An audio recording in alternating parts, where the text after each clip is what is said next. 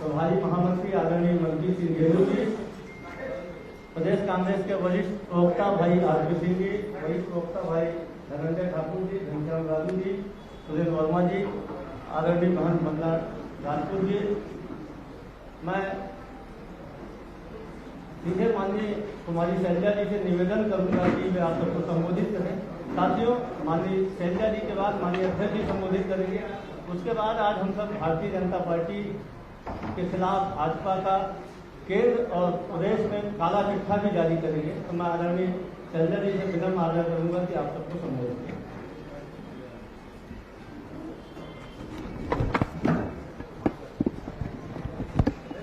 धन्यवाद। साथियों, आप सभी का आज की प्रेस कॉन्फ्रेंस में स्वागत है। मेरे साथ हमारे पीसीसी अध्यक्ष श्री दीपक बैद जी सांसद, मेरे साथ हमारे सीनियर ऑब्जर्वर प्रीतम सिंह जी जो कि उत्तराखंड से हैं, और हमारे अन्य साथी यहाँ पर मौजूद हैं। साथियों, आप जानते ही हैं कि पिछले 5 साल में कांग्रेस की सरकार रही और कांग्रेस की सरकार ने हमारे प्रधानमंत्री, हमारे मुख्यमंत्री श्री भूपेश बघेल जी के नेतृत्व में जो कार्य किया है, आज सारे देश में उस बात की चर्चा है। और खास तौर से छत्तीसगढ़ की जनता में 5 साल के बाद भी आप उतना ही उत्साह देख रहे हैं, और ये काम आसान नहीं होता, क्योंकि हमारी यहाँ की सरकार के साथ जो भेदभाव हुआ, जिस प्रकार से हमारे नेताओं को प्रताड़ित किया गया और किया जा रहा है, वो बातें आपके सामने हैं। लेकिन हम इन बातों से दबने वाले या डरने वाले नहीं।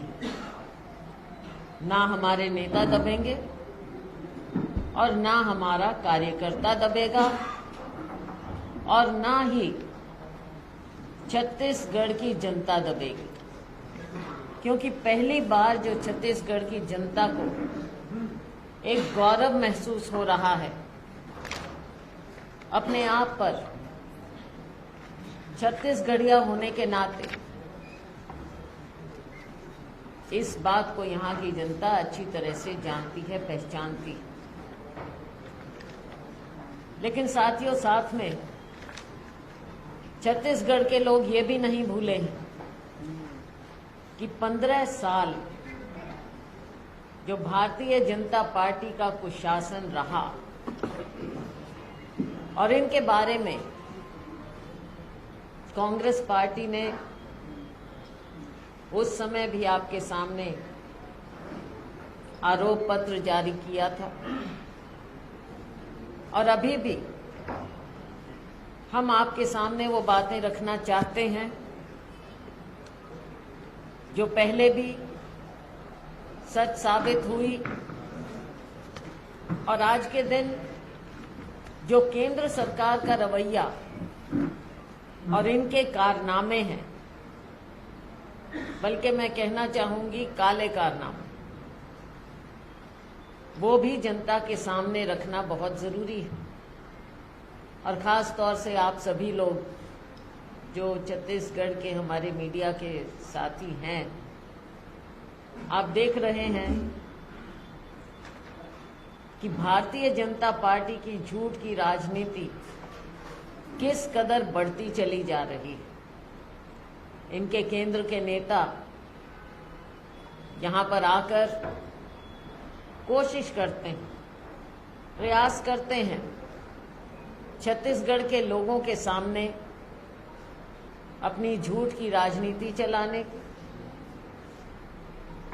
और आकर गलत बयानबाजी करने की। आप लोग भी और यहाँ के लोग इनकी असलियत को जानते हैं। शीर्ष नेता कितना ही आए, कितना ही बोलें, लेकिन यहाँ की हमारी जनता कांग्रेस पार्टी से पीछे हटने वाली नहीं। हमें अपने काम पर भरोसा है, हमें छत्तीसगढ़ की जनता पर भरोसा है। साथियों, आज हम छत्तीसगढ़ कांग्रेस की ओर से भारतीय जनता पार्टी के करतूतों के कुशासन का, उनके केंद्र की मोदी सरकार की वादा खिलाफी, भ्रष्टाचार, कुशासन और छत्तीसगढ़ में 15 साल तक भाजपा की सरकार थी। 15 साल के भाजपा के शासन का दौर छत्तीसगढ़ के लिए काला अध्याय साबित हुआ है। ये यहाँ की जनता ने प्रूव कर दिया। भाजपा के जन विरोधी आचरण के खिलाफ भाजपा का काला चिट्ठा आज हम जारी कर रहे हैं। आपको उसकी प्रतियां हम दे देंगे अभी आपके सामने रख के। इसमें 9 साल की मोदी सरकार की वादा खिलाफी, 15 साल के रमन सिंह जी के नेतृत्व में जो भाजपा की सरकार चली, उसमें छत्तीसगढ़ का शोषण, भ्रष्टाचार, वादा खिलाफी और भाजपा का जो असली चरित्र है, आदिवासी विरोधी और अनुसूचित जाति विरोधी, उस चेहरे को भी हम बेनकाब करेंगे। अभी जो हम आपके सामने रखेंगे, इसमें 212 बिंदु हैं भाजपा सरकार के खिलाफ, केंद्र सरकार के खिलाफ और इनकी पार्टी के और इनके 15 साल के कुशासन के। मोदी सरकार का काला चिट्ठा है, इसके 85 बिंदु।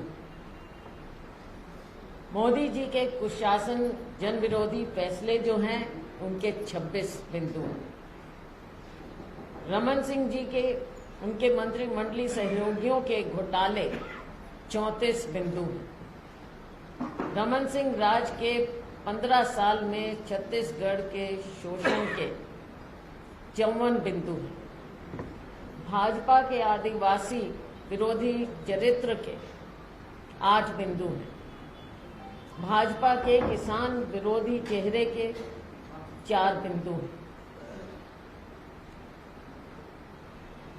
देश में आज के दिन साथियों, आप सब जानते हैं और इस बारे में हमारी आपकी बार बार बातचीत हुई,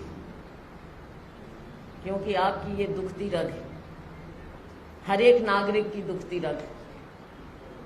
महंगाई जो आज के दिन चरम सीमा पर है, ये भाजपा के माथे पर सबसे बड़ा कलंक लगा हुआ है।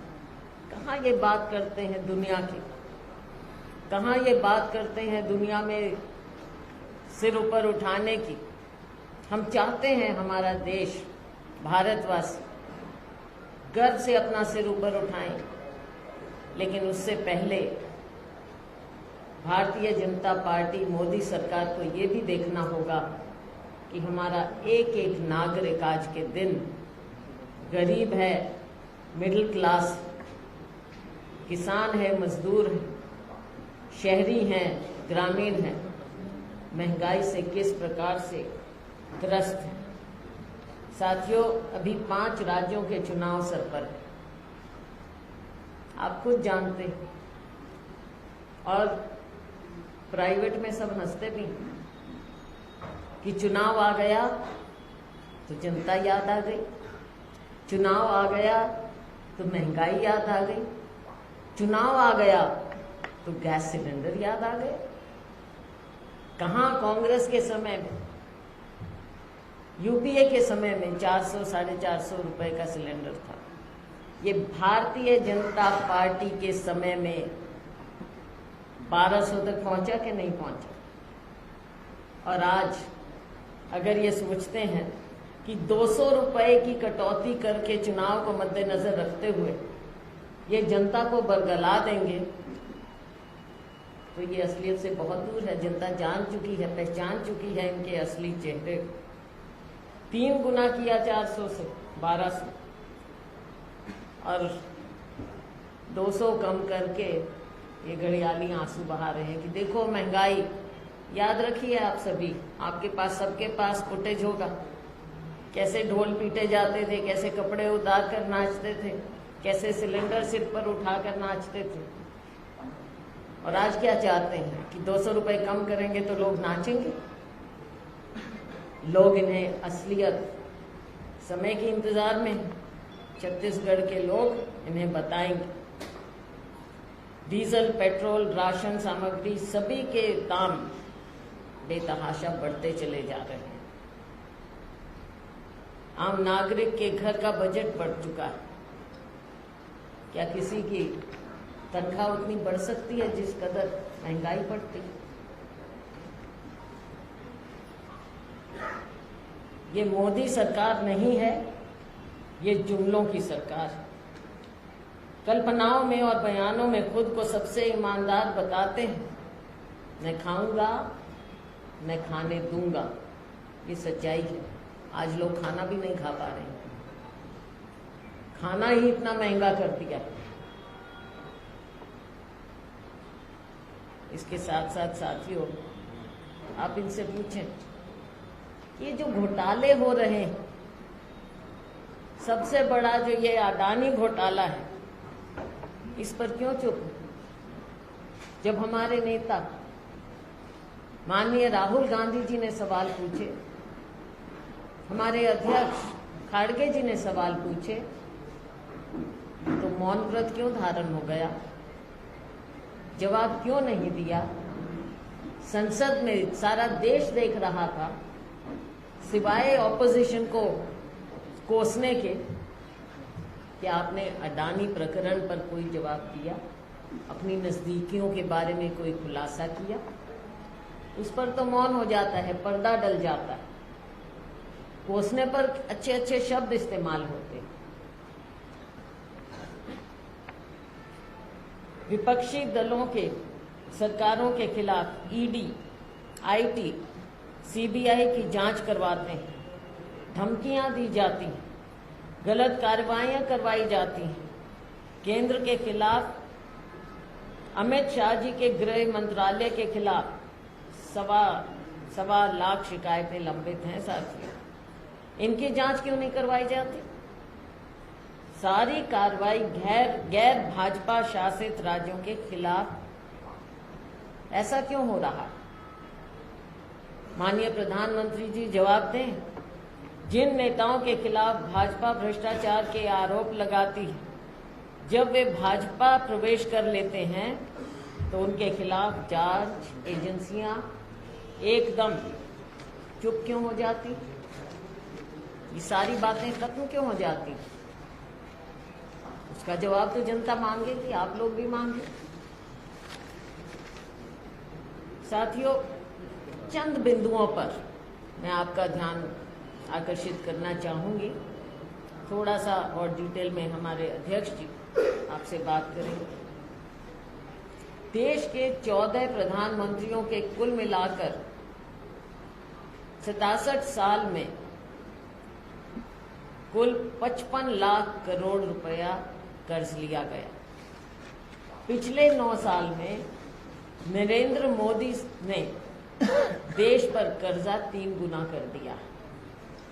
100 लाख करोड़ से ज्यादा कर्ज केवल मोदी जी ने लिया है। 2014 में देश पर कुल कर्ज 55 लाख करोड़ था, जो बढ़कर 155 लाख करोड़ हो गया। क्या यही है इनकी वित्तीय व्यवस्था? देश को कर्जे में डुबाए जाओ, और जब कर्जे में डुबाए जाते हो पहले ये भी बताएं कि कर्जे जो बैंकों से जाते हैं वो कहाँ जा रहे हैं। साथियों, डीजल पर सेंट्रल एक्साइज 2014 में 3 रुपया 54 पैसा थी, जिसे मोदी सरकार ने बढ़ाकर 31 रुपया कर दी।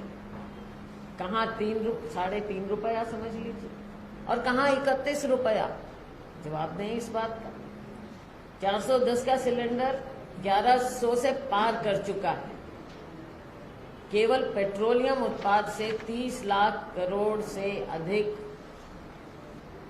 अतिरिक्त मुनाफाखोरी, हम मुनाफा नहीं कह रहे, जब हद पार हो जाती है तो वो मुनाफाखोरी कही जाती है। ये तो मुनाफाखोरी सरेआम हो रही। केंद्र की मोदी सरकार ने पेट्रोल और डीजल पर सेंट्रल एक्साइज के रूप में देश की आम जनता की जेब से 30 लाख करोड़ रुपए की डकैती की है। उसका जवाब नहीं, ये पैसा कहाँ गया, कहाँ खर्च हुआ, किसके कल्याण के लिए खर्च हुआ है ये पैसा। चंद पूंजीपति मित्रों के 18 लाख करोड़ से अधिक का लोन राइट ऑफ किया है, लेकिन किसानों को स्वामीनाथन आयोग की सिफारिश के अनुसार C2 फॉर्मूले पर 50% लाभ का वादा करके भूल गए।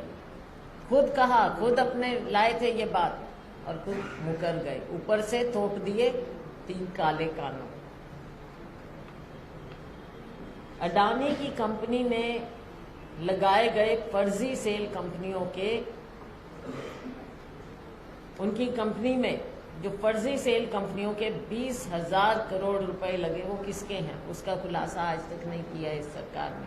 बार बार पूछा गया है मोदी सरकार से, लेकिन ना मोदी जी बोलते हैं ना उनकी सरकार का कोई भी व्यक्ति, कोई साथी बोलता है। किसके दबाव में कंपनी LIC और SBI का पैसा अडानी की डूबती कंपनी में लगाया गया?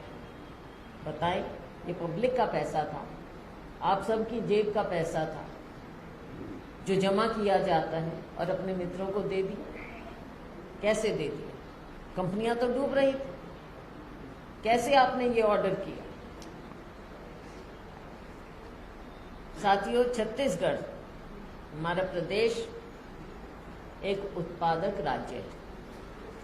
GST लागू होने के बाद उत्पादक राज्यों को होने वाली क्षतिपूर्ति की भरपाई, ये थोड़ा ध्यान से आप, क्षतिपूर्ति की भरपाई 30 जून 2022 से बंद कर दी गई। लेकिन क्षतिपूर्ति की भरपाई के लिए वसूला जाने वाला GST क्षतिपूर्ति सेस मोदी सरकार 31 मार्च 2026 तक वसूलेगी। ये तो अपना ले जाएंगे पैसा निकाल, और राज्य को क्या मिले? क्षतिपूर्ति तो की नहीं जाएगी। तो उत्पादक राज्यों की उपेक्षा क्यों हो रही? छत्तीसगढ़ की उपेक्षा क्यों हो रही? इसका जवाब दें।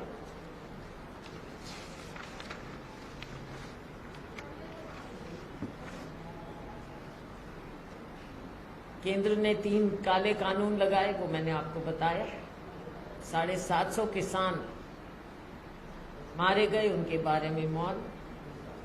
वन अधिकार की हम बात करें तो हमारे अध्यक्ष जी ज्यादा डिटेल में बताएंगे। वन अधिकार अधिनियम के प्रावधानों को शिथिल कर आदिवासियों को जल, जंगल, जमीन से वंचित करने केंद्र की मोदी सरकार जो षड्यंत्र रच रही है, उसका खुलासा करेंगे। साथियों, यूपीए सरकार ने देश के 27 करोड़ लोग गरीबी रेखा से ऊपर उठाए गए। ये उस समय की हमारी नीतियां ऐसी थी, काम ऐसा हुआ, देश आगे बढ़ रहा था, उसका हिस्सा गरीब से गरीब आदमी को दिया गया। 27 करोड़ रुपए की दुनिया ने माना है गरीबी रेखा से ऊपर उठे, जबकि केंद्र की मोदी सरकार की गलत आर्थिक नीतियों के कारण 23 करोड़ लोग मध्यम वर्ग से गरीबी रेखा के नीचे चले गए। तो आप सोच लीजिए, ये तो हिसाब बराबर करने पे लगे हुए हैं। बताएंगे, जवाब देंगे। साथ में ये जरूर कहना चाहूंगी साथियों, हमें खुशी है छत्तीसगढ़ के बारे में। खुद योजना आयोग ने कहा है कि 40 लाख लोग छत्तीसगढ़ में गरीबी रेखा से ऊपर उठाए गए।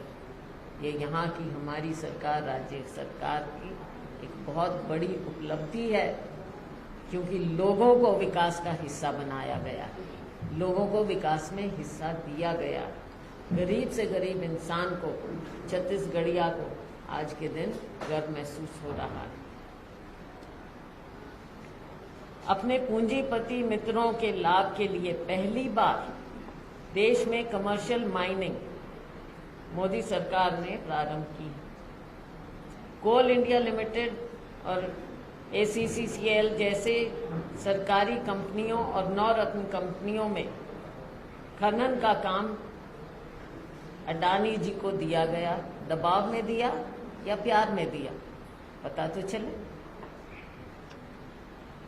भूपेश सरकार ने, यहाँ की हमारी सरकार ने 27 जुलाई 2022 को हसदेव अरण्य के 5 कोल ब्लॉक आवंटन निरस्त करने विधानसभा में प्रस्ताव पारित कर केंद्र की मोदी सरकार को भेजा।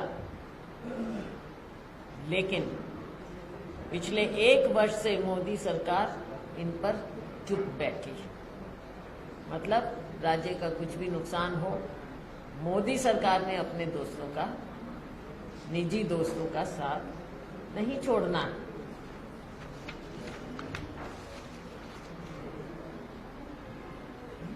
साथियों, एक और बिंदु पर आपका ध्यान आकर्षित करना चाहूंगी।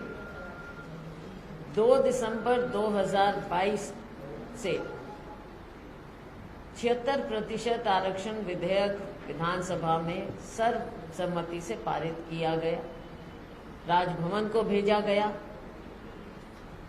ये किसके इशारे पर या किसके दबाव में रोका हुआ?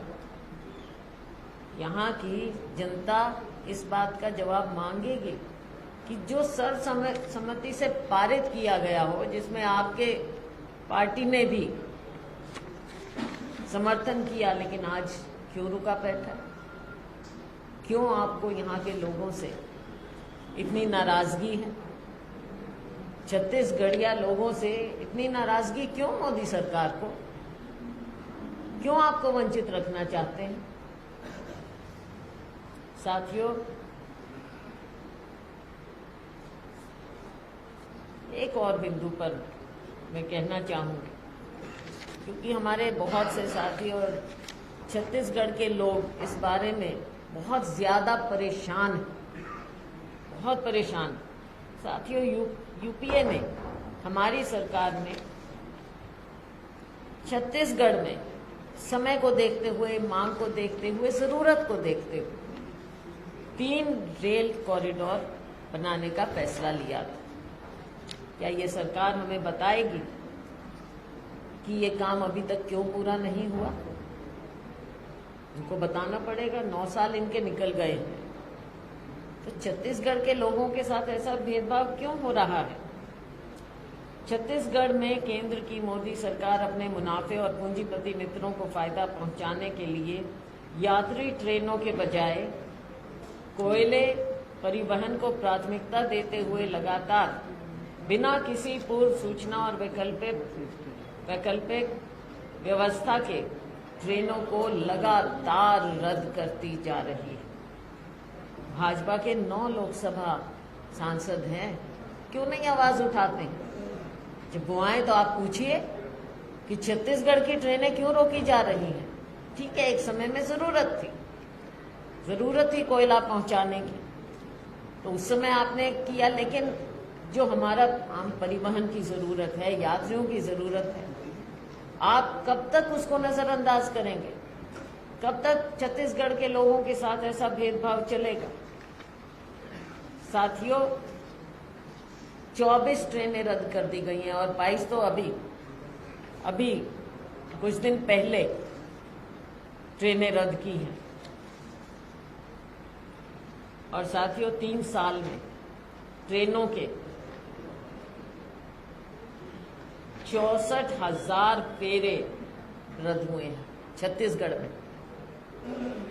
ये हिसाब भी नोट करना है आप लोगों ने भी, और आपके माध्यम से छत्तीसगढ़ के लोगों ने भी। 64,000 फेरे ट्रेनों के रद्द हुए हैं। जवाब क्या है? जवाब दें। और जब ये लोग आपके बीच में आए, इनके नेता आपके बीच में आए, आप इनसे पूछिएगा ये सवाल कि हमारे साथ भेदभाव क्यों? अब आप आते हैं, रोज आते हैं, कांग्रेस को कोसते हैं, रोज छापे डालते हैं, हमारे बारे में क्या कुछ नहीं कहते हैं, लेकिन छत्तीसगढ़ की जनता के साथ आपको क्या नाराजगी है, आप इतना भेदभाव क्यों कर रहे हैं, ये सवाल आप जरूर पूछिएगा। तो साथियों, बातें बहुत सी हैं, हम आपको देंगे, आप पढ़ भी लीजिएगा, क्योंकि 212 जो बातें बिंदु हैं वो आप पढ़ना जरूर, लोगों तक आप ही पहुंचाएंगे। आपका धन्यवाद करती हूँ और मैं आग्रह करूंगी हमारे प्रदेश अध्यक्ष श्री दीपक वैद्य जी से कि ये आपको संबोधित करें।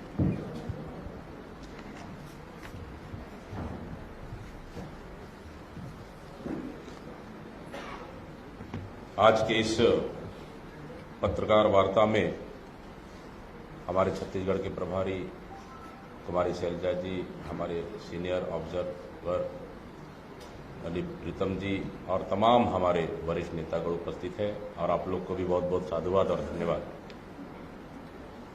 आज हम भाजपा की जन विरोधी सोच का काला चिट्टा जारी कर रहे हैं। भाजपा ने 15 साल में छत्तीसगढ़ का शोषण किया है। भाजपा के राज में प्रदेश में आम आदमी के संवैधानिक अधिकारों को बंधक बनाकर रखा गया था। आदिवासी, किसान, मजदूर, युवा, महिलाएं सभी असुरक्षित थी। किसानों को उनकी उपज की पूरी कीमत नहीं मिलती थी। आदिवासी असुरक्षित थे। नक्सलवादी गतिविधियों जोरों पर थी। महिलाएं, बच्चियां असुरक्षित थी। जलियांवाला और आमाडोला जैसी घटनाएं प्रदेश की पहचान बन गई थी। नान घोटाला, चिटफंड घोटाला, ओडीएफ घोटाला, पनामा पेपर, डीकेएस जैसे घोटालों से प्रदेश की छवि खराब हुई थी। भाजपा की मोदी सरकार वादा खिलाफी का पर्याय बन गई है। किसानों, युवाओं, गृहिणियों, किसी से किया वादा मोदी जी ने पूरा नहीं किया। भाजपा का चरित्र आदिवासी, अनुसूचित जाति, जनजाति, पिछड़ा वर्ग, गरीब विरोधी। कांग्रेस सरकार ने राज्य के हर वर्ग के लोगों को उनका अधिकार देने विधानसभा में सर्वसम्मति से आरक्षण संशोधन विधेयक पारित करवाकर राजभवन भेजा है। भाजपा ने षड्यंत्र पूर्वक उस विधेयक को राजभवन में रोके रखा है। विधेयक में अनुसूचित जनजाति के लिए 32%, अनुसूचित जाति के लिए 13% तथा अन्य पिछड़ा वर्ग के लिए 27% आरक्षण का प्रावधान है। आर्थिक रूप से कमजोर सामान्य वर्ग के लोगों को भी 4% आरक्षण का प्रावधान किया गया है। इस तरह कुल 76% का आरक्षण सभी वर्गों की आबादी के अनुसार देने का निर्णय लिया गया है। यह विधेयक यदि कानून का रूप लेगा तो हर वर्ग के लोग संतुष्ट होंगे। सभी वंचित वर्ग के लोगों को मुख्य धारा से जोड़ने, सामाजिक न्याय को लागू करने यह विधेयक बनाया गया है। इस तरह भाजपा हमेशा आदिवासी विरोधी रहा है। वन अधिकार पट्टों के लिए प्राप्त 4 लाख आवेदनों को बिना किसी परीक्षण के पिछले सरकार ने निरस्त कर दिया, लेकिन कांग्रेस सरकार ने 4,55,586 वन अधिकार पत्र अभी तक का बांटे हैं। भाजपा सरकार द्वारा सामुदायिक वन संसाधन अधिकार नहीं दिए गए। कांग्रेस सरकार ने 50,000 से अधिक सामुदायिक वन संसाधन अभी तक दिए हैं। सैकड़ों निर्दोष आदिवासियों को जेल लंबी अवधि तक कैद रखा। विगत 4 वर्षों में 1314 निर्दोष आदिवासियों को कांग्रेस सरकार ने रिहा किया। भाजपा के शासनकाल में आदिवासियों की हजारों एकड़ भूमि पर जबरदस्ती कब्जा किया गया। कांग्रेस की सरकार में बस्तर की लोहंडीगुड़ा क्षेत्र की 10 गांव में निजी इस्पात संयंत्र के लिए अधिग्रहित की गई 1707 किसानों की 4200 एकड़ से अधिक भूमि उन्हें वापस की गई। भाजपा शासन काल में केवल 7 प्रकार के वनोपज की खरीदी की जाती थी। लघु वनोपज की न्यूनतम मूल्य पर संग्रहण का कोई प्रयास नहीं किया गया। संग्राहकों को, बिचौलियों को वनोपज औने पौने दामों पर बेचना पड़ता था, लेकिन कांग्रेस की राज में समर्थन मूल्य पर खरीदे जाने वाले लघु वनोपजों की संख्या 7 से बढ़ाकर 65 प्रकार की है। पेशा कानून को लागू करने का कोई प्रयास नहीं किया गया, लेकिन कांग्रेस सरकार ने पेशा कानून के नियम बनाए। आदिवासियों को रोजगार, स्वरोजगार और उनकी आय में वृद्धि को लेकर कोई प्रकार प्रयास नहीं किया गया। सुपोषण अभियान को लेकर प्रभावशील कार्य नहीं किया गया। वनांचल, सुदूर क्षेत्रों के जरूरतमंद लोगों तक योजनाओं का लाभ नहीं पहुंचाया। फर्जी चिटफंड कंपनियों को आश्रय दिया गया। इन कंपनियों ने आम जनता से उनके खून पसीने की कमाई के करोड़ों रुपए ठगने का काम किए। इस तरह से भाजपा हमेशा किसान विरोधी रहा है। भाजपा ने 2013 में 2100 रुपए प्रति क्विंटल देने का वादा किया था और 300 रुपए बोनस देने का। इस तरह से दोनों कुल मिलाकर 2400 रुपए देने का वादा किया था, जो 15 साल सरकार रहने के बाद भी उन्होंने नहीं दिया। मोदी सरकार ने, खैर मैम ने तो उनको कह दिया है। तो इस तरह से भारतीय जनता पार्टी की सरकार, केंद्र सरकार ने हमेशा किसानों को चलने का काम किया है। यहां तक कि किसानों को उन्होंने आतंकवादी कहा, नक्सलवाद कहा और देशद्रोही कहा। मतलब किसानों को उन्होंने हमेशा प्रताड़ित और किसान विरोधी उन्होंने हमेशा बात कही। आदरणीय साथियों, सबसे बड़ी बात यह है कि छत्तीसगढ़ केंद्र की सरकार ने पूरी देश की संपत्तियों को बेचने के अलावा छत्तीसगढ़ की खनिज संपदा को बेचने का लगातार काम कर रही है। हम लगातार जिस तरह से केंद्र के नेताओं का छत्तीसगढ़ दौरा हो रहा है, आना हो रहा है चुनाव सत्ता पाने के लिए, मैं उनसे पूछना चाहता हूं, क्या नंदराज पहाड़, जो ये दंतेवाड़ा जिले के बैलाडीला पहाड़ में एक लो अयस्क क्षेत्र है, उनको पिछले रमन सिंह की सरकार में अडानी को देने के लिए उन्होंने अडानी को लीज उन्होंने दिया। वहां के हजारों आदिवासियों ने लगभग 8 से 10 दिन आंदोलन किए। मैं स्वयं गया था उस आंदोलन में, उनसे चर्चाएं किए और 3 बिंदुओं पर उन्होंने जांच के लिए राज्य सरकार से मांगा। राज्य सरकार ने जांच 3 बिंदुओं पर किए और जिस ग्राम सभा जिस तरह से उन्होंने अलॉट किया था वो नियम विरुद्ध था और राज्य सरकार ने उनको शून्य घोषित किया। लेकिन आज तक लीज निरस्त क्यों नहीं हुआ?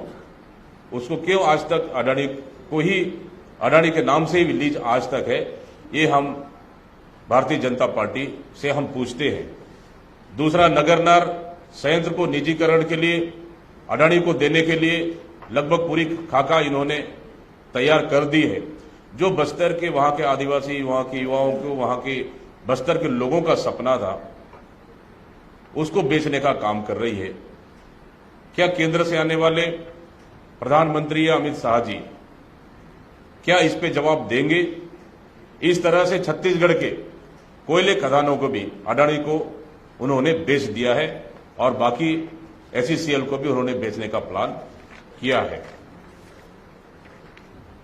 इस तरह से आप देखेंगे तो हमारे छत्तीसगढ़ के लिए बहुत सारी योजनाएं जो केंद्र और राज्य से रिलेटेड है, उन योजनाओं का भी लगातार इन्होंने जो केंद्र और राज्य सरकार की जो अंश होती है उनको लगातार इन्होंने कम किया।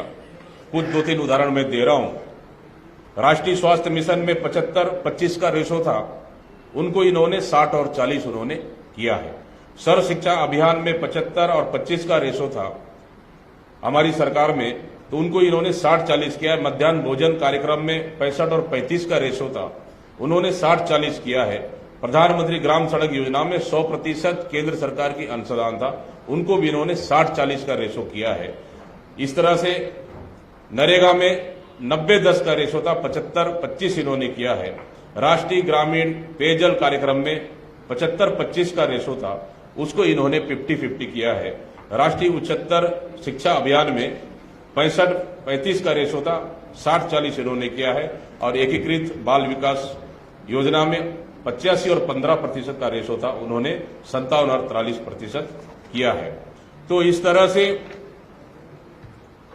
लगातार केंद्र सरकार ने हमारे छत्तीसगढ़ की सरकार के साथ भेदभाव की है और जो सेंट्रल और राज्य के जो रेशो है उनको राज्य पे ज्यादा बोझ डालने का उन्होंने काम किया। इसके बाद में जो हम काला चिट्टा जारी करने जा रहे हैं अभी कि भारतीय जनता पार्टी के 15 साल की नाकामियों को लेकर और 15 सालों तक छत्तीसगढ़ का शोषण करने वाली रमन सरकार ने राज्य में बड़े बड़े 34 घोटाले किए ही। इन घोटालों को मैं प्रमुख रूप से आप लोगों के समक्ष रख रहा हूं।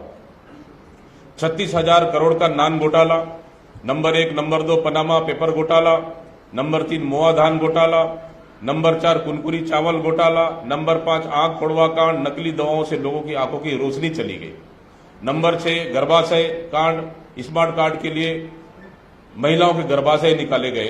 स्वास्थ्य मंत्री तत्कालीन उस समय अजय चंद्राकर जी थे। नसबंदी कांड में महिलाओं पर नकली दवाओं का प्रयोग किया गया है।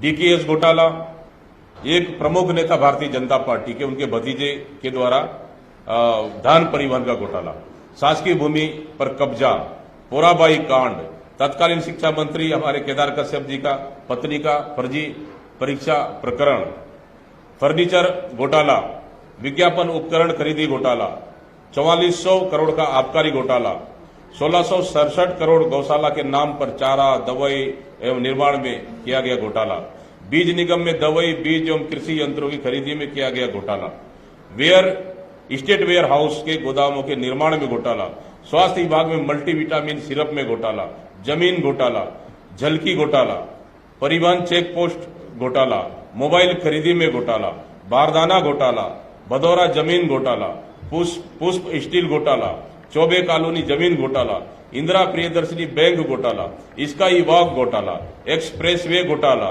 बिलासपुर सकरी बाईपास घोटाला, तेंदुपत्ता खरीदी घोटाला, चिटफंड घोटाला, रतन जोत घोटाला। इस तरह से लगभग बड़े और छोटे मिलाकर देखेंगे 15 साल में 34 से अधिक भारतीय जनता पार्टी की सरकार, रमन सिंह की सरकार ने घोटाले किए हैं और ये हम पे घोटाले करने का आरोप लगा रहे हैं। लगातार केंद्र सरकार के नेताओं का यहां पे प्रवास हो रहा है। मैं पूछना चाहता हूं, क्या इन घोटालों के भी ईडी और सीबीआई से जांच कराएंगे क्या? मैं उन तमाम जो दिल्ली से आए नेताओं को हम लोग इस प्रेस के माध्यम से हम उनसे पूछना चाह रहे हैं।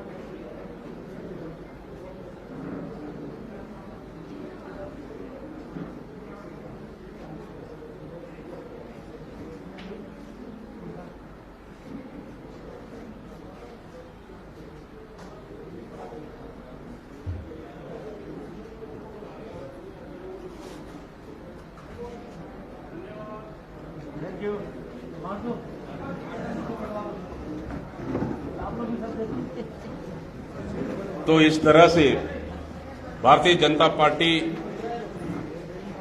के 15 साल और मोदी सरकार के 9 सालों की नाकामियों को लेकर कांग्रेस पार्टी ने भाजपा का काला चिट्टा आप लोग के माध्यम से जनता तक सामने रखे।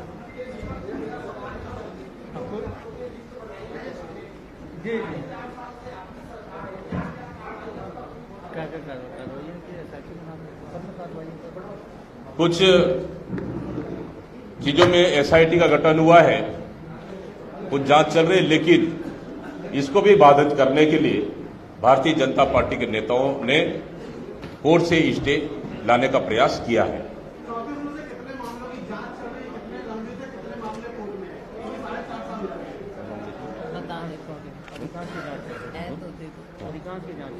इसमें अधिकांश मामलों की जांच चल रही है और कुछ मामले कोर्ट में लंबित है और कुछ मामलों को इन्होंने भारतीय जनता पार्टी के नेताओं ने इन्होंने स्टे भी ले रखा है।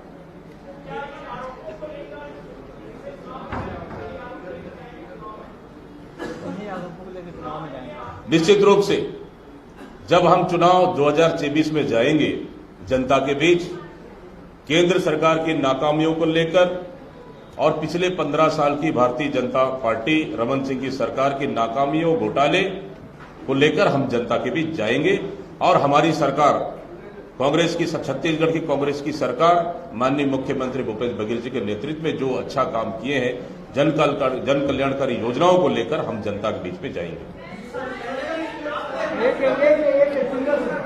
इधर से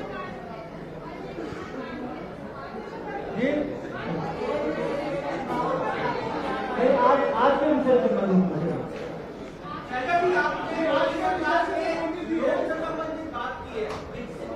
क्या कह रहे हैं? मोदी सरकार के लोन से संबंधित जो आंकड़े आपने प्रस्तुत किए हैं, विकसित देश भी जो है, चाहे जापान हो, अमेरिका हो, मेरे पास जो आंकड़े हैं 2021-22 के हैं, उसमें भारत ने 90.6% दिया था जीडीपी का, वहीं जापान ने 256.9% दिया था अपने सकल घरेलू उत्पाद का, जीडीपी का। तो ये इकोनॉमिक जो रहती है, इकोनॉमिक्स जो रहती है, उसको रफ्तार देने के लिए ही सरकारें ऋण लेती है। हाँ, तो कितनी रफ्तार मिल गई? रफ्तार तो मिली है ना, 400 रुपए से लेकर अब 1200 रुपए का सिलेंडर हो गया। रफ्तार तो है हमारे पूरी अर्थव्यवस्था में, दिख रही है। उसकी रफ्तार का नतीजा आप भी भुगत रहे हैं।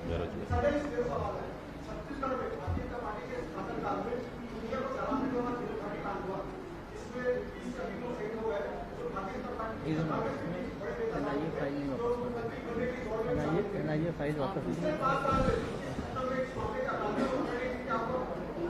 बनाए, एनआईए जांच करने दे रही है। इस मामले को लेकर राज्य सरकार ने एसआईटी गठित किए, लेकिन एसआईटी को जांच में भी जांच करने नहीं दी, इसमें भी जांच में प्रभावित कर रही है। और राज्य सरकार लगातार कह रही है कि बहुत से सारे तथ्य जो प्रारंभिक तथ्य है वो एनआईए के पास है और वो साक्ष्य को लगातार मांग रही है राज्य सरकार, लेकिन केंद्र सरकार एनआईए उसको वापस करने को तैयार नहीं है ताकि इस झीरम कांड को वो प्रभावित कर सके।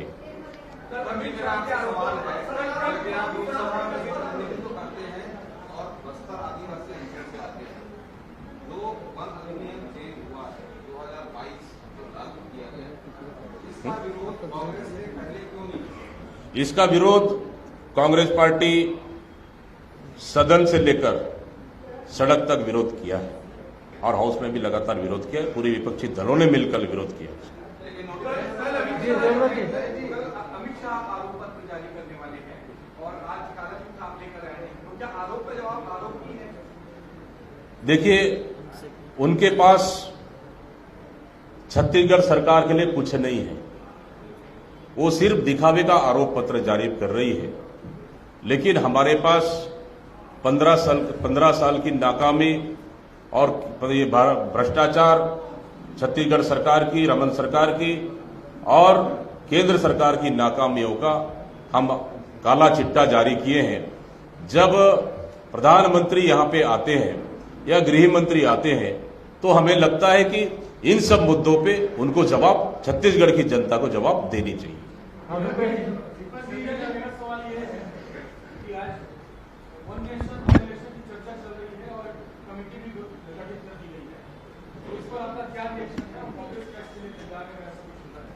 देखिए, अभी देखते हैं कि ये कमेटी क्या कहती है और क्या ये निकालते हैं इसमें। लेकिन जो देश का लोकतंत्र है, ये हमारे संविधान की देन है। बाबा साहेब की अध्यक्षता में हमारा संविधान बना और इस देश के लोगों ने अपने आप को ये संविधान दिया। ये उसके साथ खिलवाड़, लोकतंत्र के साथ खिलवाड़ करने का एक प्रयास है। इसमें एक और अध्याय आप देख लीजिए, जो हम पहले से कहते थे कि मोदी जी को, भारतीय जनता पार्टी को लोकतंत्र में विश्वास नहीं है और उसका उदाहरण आप देख रहे हैं। अभी उस पर टिप्पणी करना मुमकिन नहीं है क्योंकि जब तक कि कमेटी का मालूम नहीं पड़े कि क्या बात है, क्या निकालेंगे, कैसे होगा, तो पहले उसको कहना। लेकिन ये बात जरूर साफ जाहिर होती है कि जिस तरह से, जिस जल्दी में, जिस आनन फानन में ये सब किया जा रहा है, इसकी मिसाल आप पहले भी देख चुके हैं कि लोकतंत्र में और संसदीय प्रणाली में इनका विश्वास नहीं है। उसी में आप देखें, और इस देश की जनता को इस बात को समझना पड़ेगा कि ये हमारे लोकतंत्र के साथ जो ये पूछते हैं कि 70 साल में इस देश को क्या मिला, जो हमारा लोकतंत्र हमारे देश की एक धरोहर, हमारी सबसे प्रेशियस अमूल्य चीज है, इस देश की जनता के हाथ में, हर एक नागरिक के हाथ में, आज उसके साथ खिलवाड़ करने का प्रयास। संजय शेखर जी।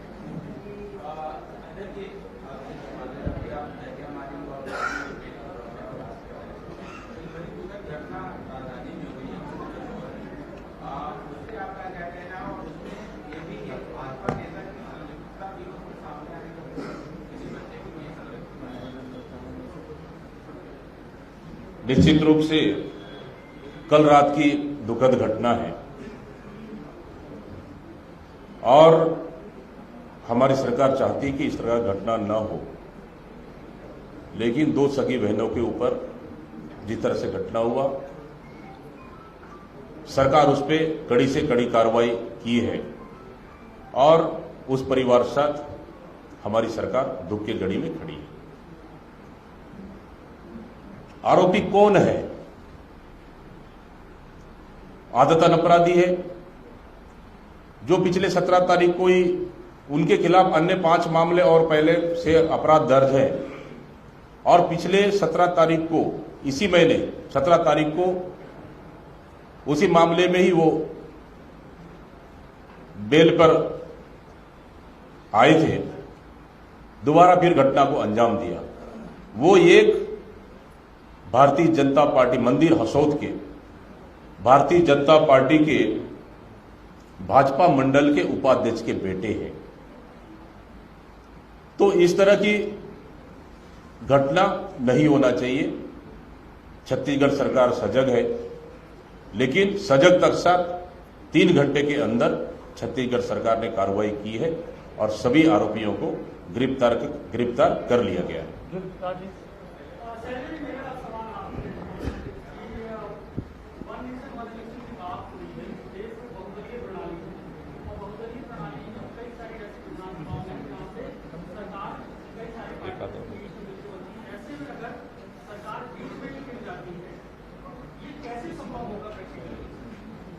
यही बात हम कह रहे हैं कि ये लोगों का अधिकार होता है, ये लोकतंत्र का एक हिस्सा है और इस चीज के साथ जब खिलवाड़ होता है, भारतीय जनता पार्टी केवल अपनी सोच, अपनी विचारधारा को देश पर थोपना चाहती है। और आप ये भी देख लीजिए कि जिस प्रकार से विपक्ष के लोग, विपक्ष के विभिन्न दल आपस में विचार विमर्श कर रहे हैं, आपस में मिल रहे हैं, अलग अलग सरकारें वो रिप्रेजेंट कर रहे हैं, इन सब बातों से भी डर के, घबरा कर ये सरकार इस तरह की बात कर रही है और ये ला रही है। वरना आप मुझे खुद बता दीजिए किस जल्द, अभी कहने को तो ये कह देंगे कि हम तो पहले से इस बात को हमने फ्लोट किया था, फ्लोट आपने किया, लेकिन आज आप जिस जल्दबाजी से इस बात को लेकर आ रहे हैं, इसके पीछे ना केवल दाल में काला है, लेकिन इनकी सोच ही काली है।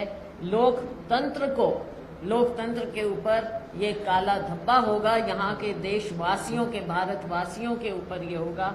लेकिन ये कहते हुए मैं फिर कहूंगी कि एक बार पहले सारी बात सामने आने दें, उसके बाद हम अधिकृत रूप से हमारी पार्टी इस पर टिप्पणी करेगी।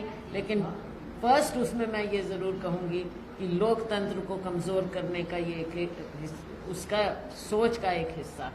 निशा जी, इसी में से संबंधित आगे इस पर क्या कार्रवाई करेंगे? अभी आपके सत्ता में भी आप आचार संहिता लगने में भी समय है, पिछली कार्रवाई को आपने बताया, तो आगामी समय में इसका क्या कार्रवाई? देखिए, कुछ मामले, बड़े मामलों को माननीय मुख्यमंत्री भूपेश बघेल जी ने, छत्तीसगढ़ शासन ने, जो ईडी और आईटी यहां पे जांच कर रही है, केंद्रीय एजेंसियां जांच कर रही है, उन एजेंसियों को जांच करने के लिए चिट्ठी लिखा गया है कि नान घोटाले पे ईडी जांच करे, आईटी जांच करे, सीबीआई जांच करे, लेकिन पता है केंद्र सरकार को कि अगर जांच करेंगे तो भारतीय जनता पार्टी के पूरे नेताओं को पोल खुलेगा। इस वजह से वो जांच से बचना चाह रहे हैं और अपनी जांच को छुपाने के लिए कांग्रेस सरकार पर ईडी और आईटी का रेड करवाकर अपनी नाकामियों को छुपाने का प्रयास कर रहे हैं। एक बात और मैं कहना चाहूंगी कि ये जो जिस विषय पर हम चर्चा कर रहे हैं, लोकतंत्र को कमजोर करने की, आप ये देख लीजिए कि जैसे हिमाचल में इन्होंने सत्ता खोई, कर्नाटक में इन्होंने सत्ता खोई, 5 राज्यों के चुनाव हैं, वहां पर सारी इंडिकेशन ये हैं कि भारतीय जनता पार्टी सत्ता में नहीं आने वाली। इस बात से भी घबराकर इन्हें लग रहा है कि लोकतंत्र में लोगों की बात चलती है, यहाँ पर ये लोगों की बात नहीं चलने देना चाहते। ये केवल सत्ता के लिए अब हर तरह से हथकंडे इन्होंने अपनाए हैं, सरकारें गिराई हैं, हॉर्स ट्रेडिंग की है, एमएलएस की खरीद फरोख्त की है। आपने देखा गोवा में क्या हुआ, दूसरे राज्यों में क्या हुआ, मध्य प्रदेश में क्या हुआ। इन्होंने हर तरह कोशिश की कि सरकारों को भी गिराएं, एमएलएस को तोड़ें। जब ये सारे हथकंडे फेल हो रहे हैं और हिमाचल में भी देखा, कर्नाटक में देखा, प्रचंड बहुमत आया। अब 5 राज्यों के नतीजों से डर के घबरा कर आप देख लीजिए कि कितने कमजोर हैं ये। 5 राज्यों के नतीजों को पहले से ही डर गए हैं और इसीलिए ये भी एक कारण है कि ये इस तरह की बात इतनी जल्दबाजी में ये कर रहे हैं। जी, अब अंतिम 2 सवाल अवधेश जी, उसके बाद योगेश जी।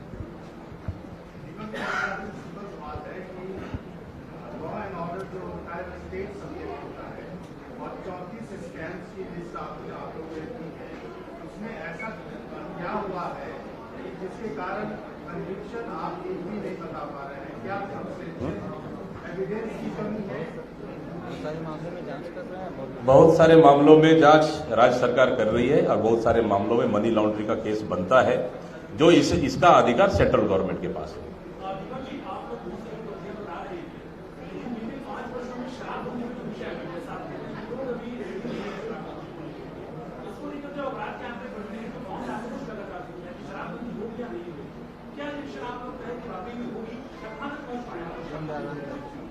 देखिए, इसके लिए लगातार सरकार परीक्षण कर रही है और माननीय मुख्यमंत्री भूपेश बघेल ने स्पष्ट भी कहा कि शराबबंदी करना ही इसका समस्या का समाधान नहीं है।